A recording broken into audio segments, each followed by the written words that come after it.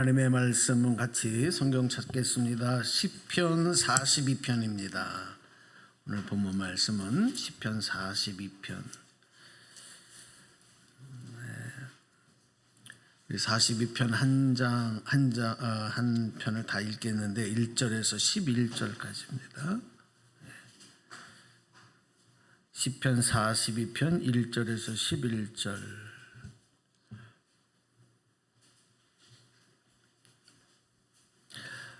우리 말씀을 교독하겠습니다. 오늘은 여러분들이 짝수절을 소리 맞추셔서 좀 소리를 크게 내셔서 나누어 읽어주시면 감사하겠습니다. 제가 1절 읽겠습니다. 하나님이여 사슴이 시냇물을 찾기에 갈급함같이 내 영혼이 주를 찾기에 갈급하니이다.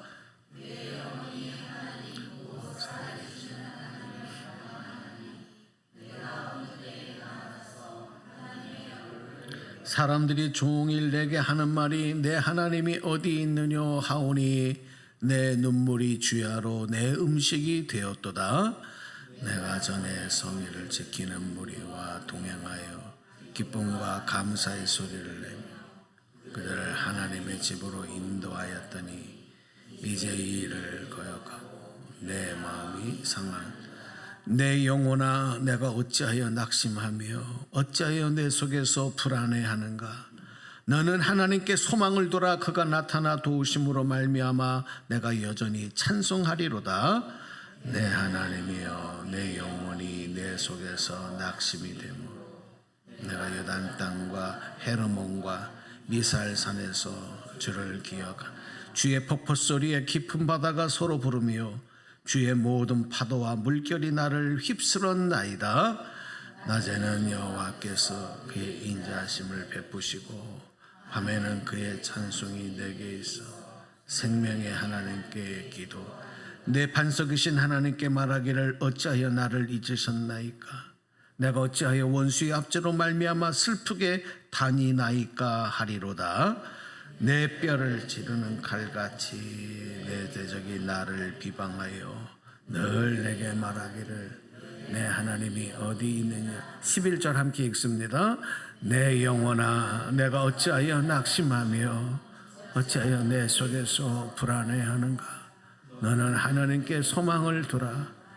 나는 그가 나타나 도우심으로 말미암아 내 하나님을 여전히 찬송하리로다.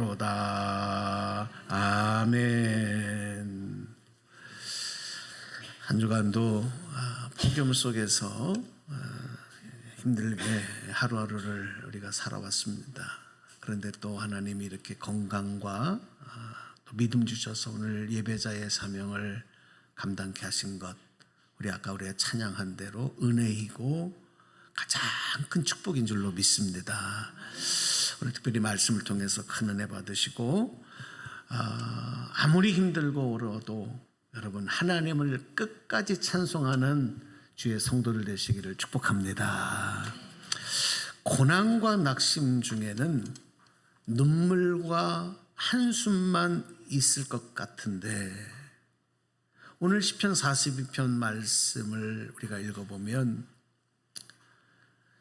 고난 중에도 하나님을 찬양하고 있다 하는 것을 우리가 발견하죠. 그래서 오늘 시편 42편은 참 특이한 시죠. 고난 중에 하나님을 찬양하고 있다. 오늘 성경에 여러분 42편의 맨 위에 그 제목처럼 붙어있는 내용을 보면 고라 자손의 시라고 하는 내용들이 설명이 되고 있습니다. 고라 자손의 시다. 이 고라라고 하는 사람은 누구냐면 레위의 증손자예요. 그래서 모세와 사촌지간이었습니다. 그래서 이 고핫의 후손인 아론, 그러니까 모세의 형이지요. 아론과 그 자녀들은 제사장의 직을 감당했죠. 그리고 이 고라와 그 자녀들은 성막에서 이 제사를 돕는 또 성전을 관리하는 모든 일들을 감당하는 그런 일을 했습니다. 그런데 우리는 성경에서 이 고라의 자손들을 가리켜 반역자의 후손이다 이렇게 부르게 됩니다. 반역자의 후손이다. 왜냐하면 이런 일이 있었던 거예요. 이 고라가 나는 매일 이 성전에서 허드렛 일을 하고 사람들에게도 인정도 못 받고 어디에 드러나지도 않고 나는 매일 이런 일들을 하고 있는데 이거 너무 불공평한 거 아닌가 하는 불만의 마음이 생긴 거죠. 나도 제사장 옷을 입고 백성들에게 대접받는 그런 제사장이 되고 싶다. 그런 마음을 갖게 됩니다. 그래서 고라가 다단이라는 사람과 아비람, 온 이런 사람들을 모아가지고 250명을 모아요. 그래서 그들을 선동해서 당시 지도자였던 모세를 찾아가고 그리고 모세의 지도력에 정면 도전을 합니다. 그리고 결국에는 반역을 꾀하게 되는 거죠. 그러다가 하나님의 노하심과 그리고 심판을 당하게 돼서 어떤 일이 벌어지느냐. 땅이 갈라져 버리고 그 땅에 그 반역한 모든 사람들이 다 빨려 들어가서 죽임을 당하는 심판을 당하게 됩니다.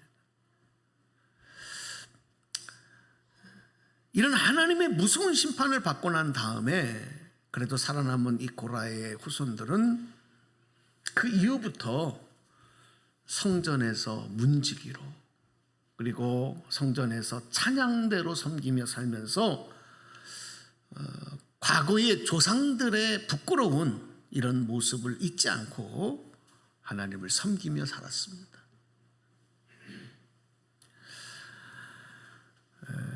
그래서 이 시편 말씀 150편 말씀 중에 보면 성전에서 노래하는 이 고라 자손의 노래로 설명된 찬양시가 여러 개가 있어요. 여러분 시편 읽다 보면 고라 자손의 라고 하는 노래, 고라 자손의 찬양시 등등 이렇게 붙어있는 걸 보면 아 그렇구나 이해하시면 되는 거예요. 그래서 대표적으로 그 많은 그 시들 중에서 오늘 시편 42편과 그리고 시편 84편의 내용들은 이 고라 자손의 대표적인 찬양시로 여러분에게 소개할 수 있는 시다 이런 말씀을 드립니다. 이렇게 고라의 가문이 반역을 꾀하다가 하나님의 심판과 징계를 받고 망한 가문이었기 때문에 그 이후부터 계속해서 이스라엘 백성들은 이 고라 자손들을 보면서 비난을 합니다. 그 조상들의 잘못과 죄 때문에 후손들이 성전에서 섬기는 일을 하면서도 계속해서 조롱을 당하고 비난을 받고 죄인 취급을 받으며 살아가는 거예요. 그래서 이 고라 자손들이 얼마나 힘들었겠습니까?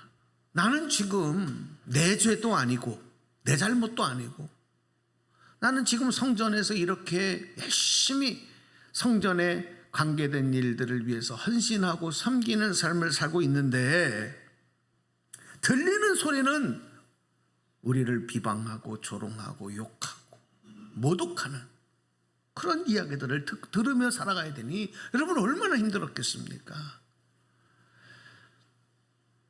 그래서 이렇게 고라 자손들이 힘들고 어려울 때마다 그런 심정들이 밀려올 때마다 그들은 더욱 하나님을 의지한 거예요. 더욱 하나님의 도우심을 구하면서 하나님 앞에 나간 거예요. 그럴수록 그들은 더욱 하나님을 찬양하며 기도하며 섬기는 일에 매진했다는 것입니다. 그래서 그런 고라의 자손이기 때문에 성경의 여러 곳에서 그들의 찬양시가, 고난 중에 부르는 찬양시가 오늘 우리에게 소개가 되고 있는 거예요. 그리고 우리들도 신앙생활하면서 살아가는 동안에 힘들고 어려울 때 낙심하지 말고 절망하지 말고 포기하지 말고 더 하나님을 찾고 기도하고 하나님께 도움을 구하면서 오히려 그 찬양으로 인해서 그 고난으로 인해서 하나님을 찬양하는 승리하는 성도들이 되라고 하는 교훈을 우리가 배울 수가 있습니다. 여러분, 우리가 다 경험하는 일이잖아요. 우리가 정말 힘들고 고통받을 때 사실 육신적으로나 생활적으로나 환경적으로 어려움을 당할 때도 힘들어요. 말로 할 수 없죠. 불편하죠. 무슨 건강의 문제나 경제적인 문제나 어떤 가정의 문제나 등등 나가서 사업하는 직장의 문제, 사업장의 문제, 그런 문제가 생기면 힘들어요. 그런데 더 힘든 게 뭔지 아십니까?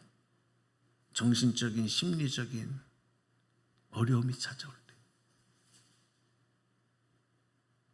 정신적으로, 심리적으로 어려움이 찾아올 때, 특별히 그 중에서도 나를 제일 괴롭히고 힘들게 하는 일이 뭐냐면 사람들에게 상처받을 때, 특별히 사랑하는 사람에게 배신을 당할 때,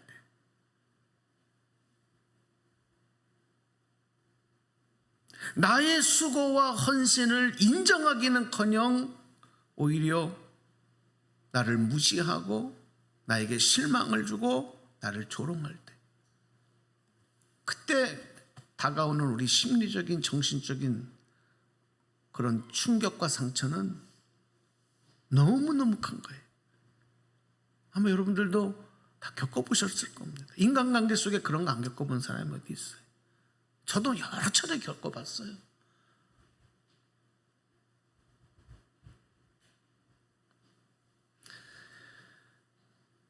그런데 내 주변 사람들과 나를 조롱하는 원수들이 나만 조롱하고 비웃는 것이 아니라 나 때문에 하나님까지 모독하는, 나 때문에 우리 하나님까지 모독을 당하는 일을 당할 때 여러분 얼마나 힘들겠습니까?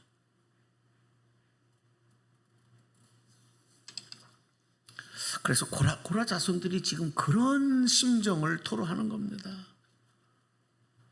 그 심정을 오늘 성경 찬양시에서 이렇게 표현하고 있습니다. 두 절 말씀을 볼 텐데 먼저 42편 3절을 먼저 보겠습니다. 표준 세번역으로 올려드렸는데 읽어볼까요? 시작.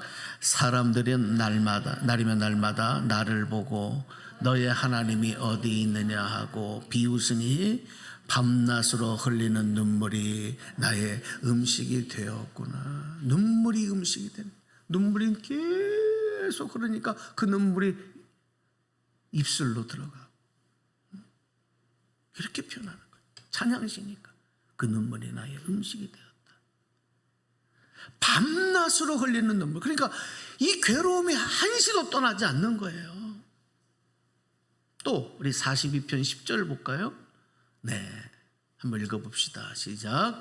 원수들이 날마다 나를 보고 내 하나님이 어디 있느냐 하고 빈정대니 그 조롱소리가 나의 뼈를 찌르는구나. 뼈를 찌르는 고통이라는 거예요.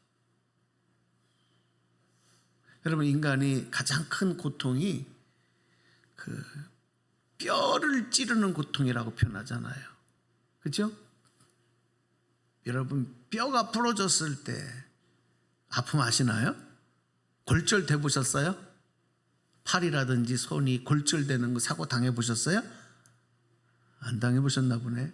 팔 안 부러져 봤어요? 대단하시네. 저는 청년 때에 당시에 어떤 게 있었냐면 길거리를 가다 보면은 이렇게 그 오락실에 펀치를 하는 그 주먹으로 팍 때리면은 이게 뻥 넘어가면서 숫자가 나오는 그 이름을 모르겠는데 그게 있었어요. 그래서 이제 저녁에 친구들하고 대도서관에서 공부를 하고 내려오다가 야 누가 펀치가 제일 센가? 그러니까 저도 옛날에는 사실 한 펀치 했단 말이에요. 그래가지고 이기고 싶어가지고 그냥 있는 힘을 다해서 그거를 빵 하고 때렸습니다. 막 기계가요 막 난리가 났어요. 바바바바바바바. 근데 그 순간 저는 퍽 하고 주저앉았어요.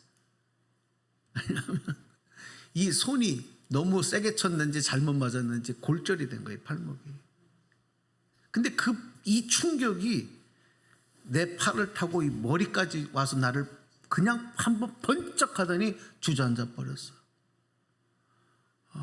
근데 그때는 뼈가 부러졌는지를 모르고 그냥 집에 와서 여기다 파스를 붙이고 찜질을 하고 내일 병원에 가봐야 되겠다. 그런데 얼마나 아픈지 밤새도록 막 눈물이 줄줄줄줄 나는 거예요. 부모님들은 다 자고 있고 밤에 그때 뭐 응급실 가고 또 이런 거는 그 당시에는 별로 견뎠지 그냥 그렇게 가지 않았거든요.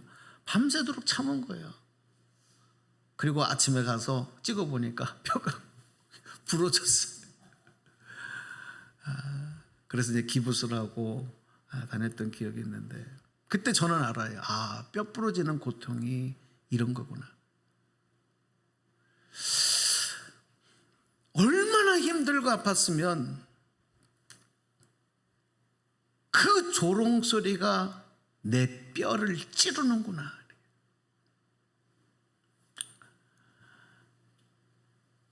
그런데 하나님께서는 이런 나의 아픔과 고통이 날마다 눈물로 음식을 삼고 뼈를 찌르는 고통을 당하고 있는데 하나님은 침묵하시는 거예요. 하나님 그냥 바라만 보고 계시는 거예요. 마치 나를 잊어버리신 것 같이, 나를 버리신 것 같이, 그런 고통과 아픔에서 나를 건져주시는 것이 아니라, 도와주시는 것이 아니라 그냥 침묵하시니 여러분 그 현실이 얼마나 힘들겠어요. 얼마나 고통스럽겠어요. 어쩌면 지금 그런 상황에 계신 분들도 있어요. 오늘 고라자선의 시에 보면 그 마음을 이렇게 호소하고 있습니다. 9절인데요. 42편 9절 한번 또 읽어보겠습니다. 시작. 나의 반석이신 하나님께 호소한다. 어찌하여 하나님께서는 나를 잊으셨습니까? 어찌하여 이 몸이 원수에게 짓눌려 슬픔에 겨운 나날을 보내야만 합니까? 네. 이게 사실 우리가 믿음으로 살아가는 동안에 겪을 수도 있고 또 이미 겪은 분도 계시고 지금 그 현장에 있는 분들도 있어요. 이게 어려운 겁니다. 어려운 거예요.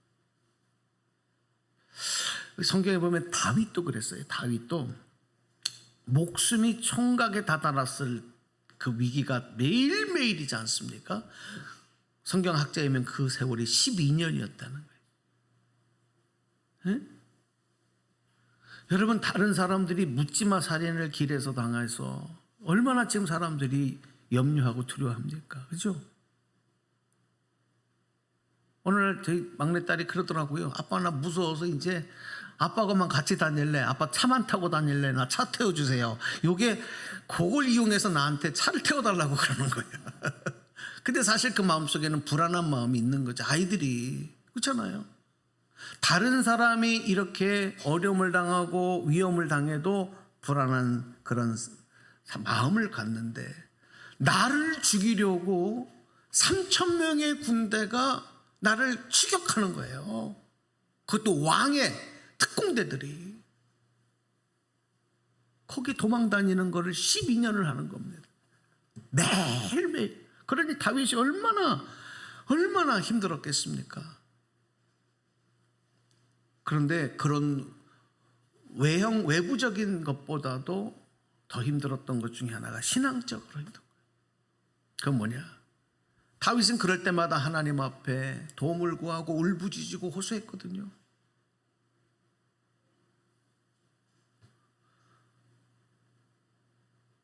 그런데 그 힘들고 어려운 상황 속에서도 하나님은 12년을 그냥 그대로 두시잖아요.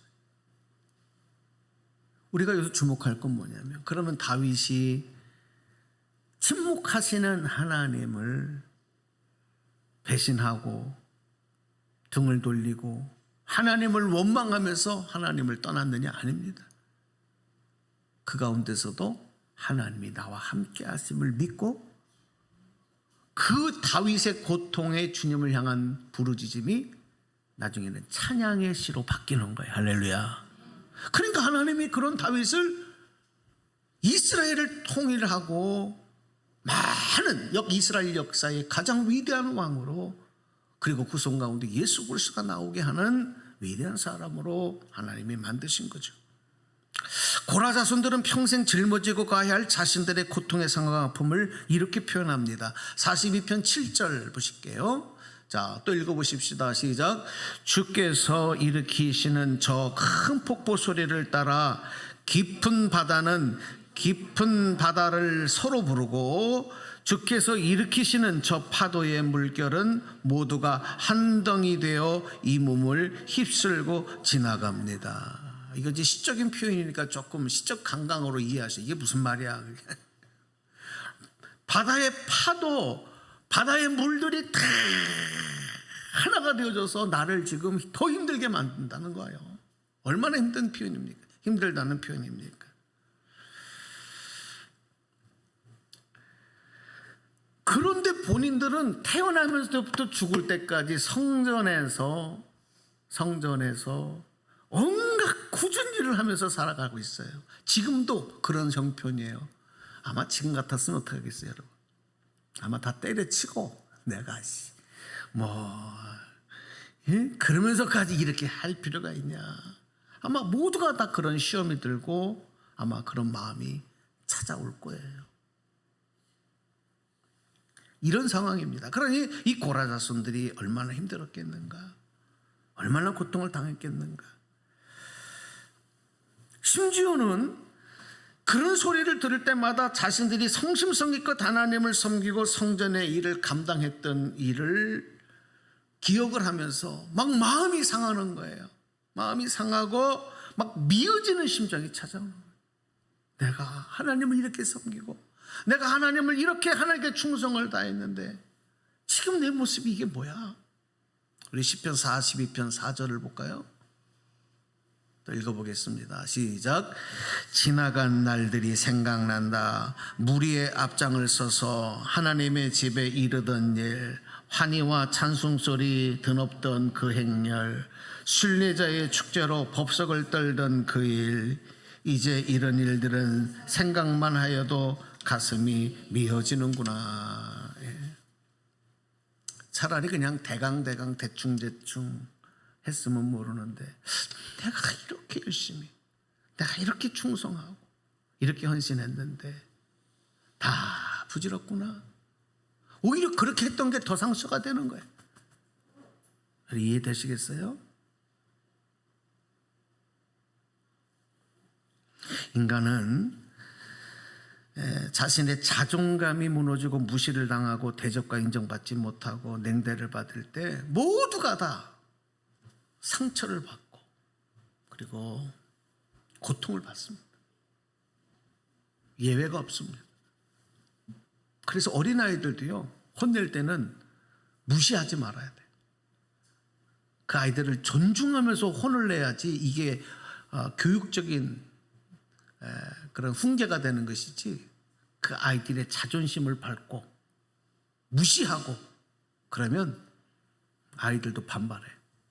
부부싸움을 할 때도 마찬가지. 절대 상대방의 인격을 존중하면서 말하고 싸워야지. 그러면 그 사랑이 물베개가 돼서 더 화목한 일을 만들 수 있지만, 상대방의 인격을 모독하고 무시하면, 그리고 그동안에 했던 모든 것들을 인정하지 않고 무시해버리면 그 다음에는 이제 악에 바치게 돼 있습니다. 고라 자손들은 매일 그런 아픔과 상처를 가지고 살아가야 했고 성전에서 봉사를 했기 때문에 그 고통이 더했다는 얘기입니다.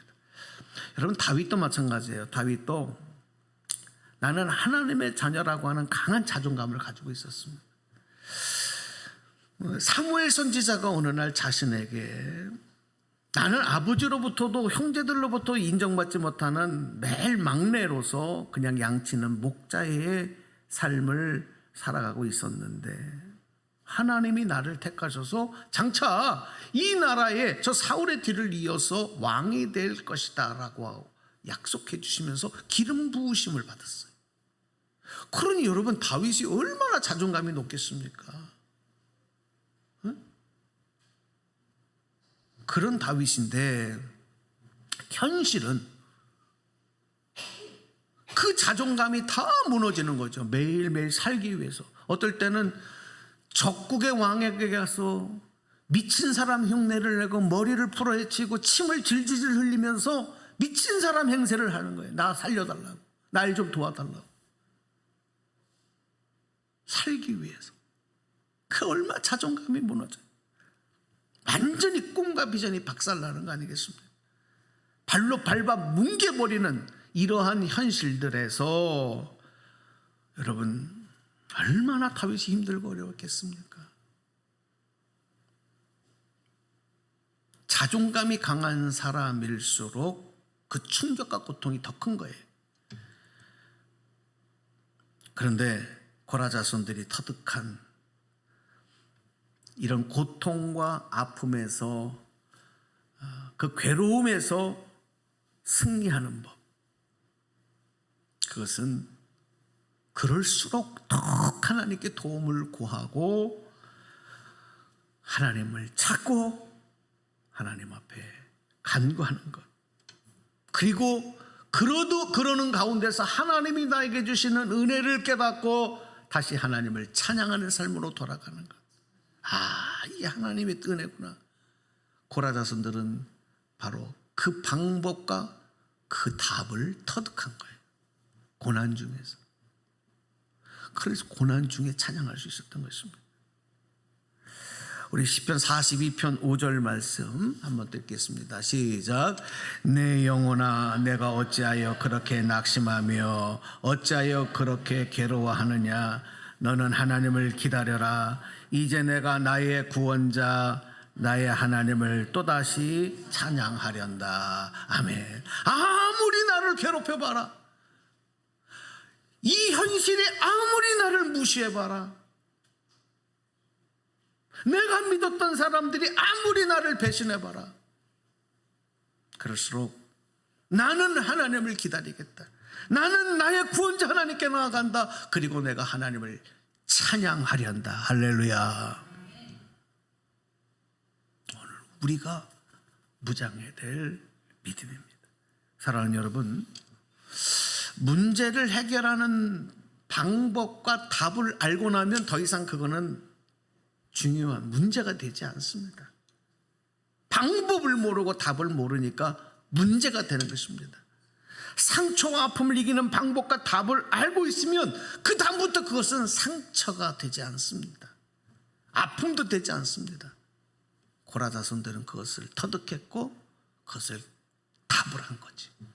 오늘 그 은혜가 여러분에게도 있기를 축복합니다. 축복합니다. 그래서 여러분, 우리가 삶 속에서 또 신앙적으로 어려움이 찾아올 때마다, 그 상처의 가시들이 나를 찌를 때마다 고라 자손들이 했던 것처럼 하나님을 찾는데, 그냥 하나님을 찾는 게 아니라 사슴이 시냇물을 찾기에 갈급함같이 하나님을 사모하며 갈망하며 하나님의 도우심을 구했어요. 오늘 우리도 그래야 됩니다. 그냥 하나님을 찾는 것이 아니라 목마른 사슴이 시냇물을 찾는 갈급함의 심정으로 하나님을 찾았다. 그리고 더 이상 불안해하지 않고 하나님을 바라면서 그 도우심으로 인하여 오히려 하나님을 찬송할 수 있었습니다. 저는 오늘 이 시대의 한국 교회의 위기, 우리 성도들의 위기는 하나님을 향한 목마름이 없어졌다는 거예요. 예배에 대한, 말씀에 대한 목마름과 갈급함이 없어졌다는 거예요. 왜? 너무 많아. 설교도 이제는 교회 가서 뭐 그렇게 힘들게 하지 않아도 유튜브만 들어가면 얼마든지 언제든지 들을 수 있어. 응? 굳이 바쁜 시간에 교회 가지 않아도 몇 개 교회 예배 내가 다 참석할 수가 있어요. 이 좋은 시대를 살거든요. 여러분, 먹을 게 차고 넘치면요 안 먹습니다. 요즘 애들요 맛없는 거 갖다 줘보세요. 먹는지 아세요? 안 먹어, 안 먹어, 안 먹어. 입에 달고 살아요. 왜 그래요? 죄송합니다. 우리 권사님 집사님들 다 경험하셨잖아요. 저도 아직 나이는 많지 않지만 별로 이렇게 잘 사는 시대를 살지 않았거든요. 저희는 껌을 하나 씹잖아요. 어렸을 때. 한 번 씹고 버린 분들은 대단히 부잣집 자식들이 자녀들. 저희들 그 껌을 씹다가 야 밥 먹어라 그러면 아까워서 그거 상 밑에다 벽에다 붙여놨었어요. 맞죠? 집사님도 그렇게 하셨어요? 아이고 고생하셨네.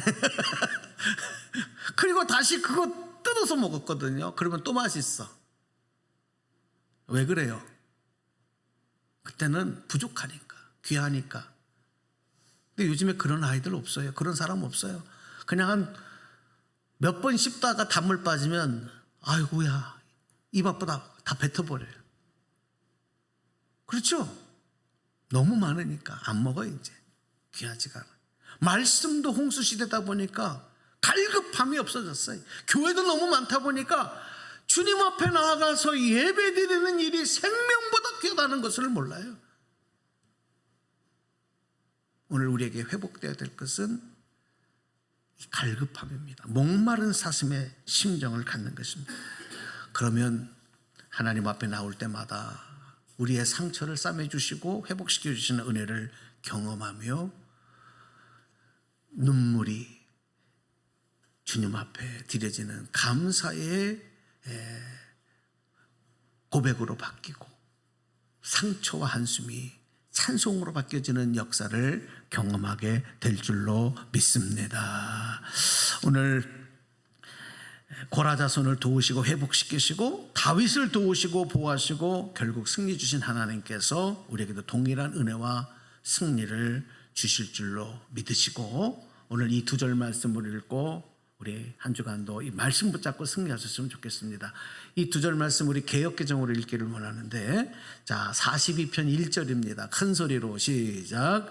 하나님이여 사슴이 시냇물을 찾기에 갈급함같이 내 영혼이 주를 찾기에 갈급하니이다. 아멘. 또 11절 읽어요. 시작. 내 영혼아 내가 어찌하여 낙심하며 어찌하여 내 속에서 불안해하는가. 너는 하나님께 소망을 두라. 나는 그가 나타나 도우심으로 말미암아 하나님을 여전히 찬송하리로다. 아멘. 이 고백이 매일매일 우리의 기도가 되고 우리의 찬송이 되기를 주님의 이름으로 축원합니다. 축원합니다. 결단의 기도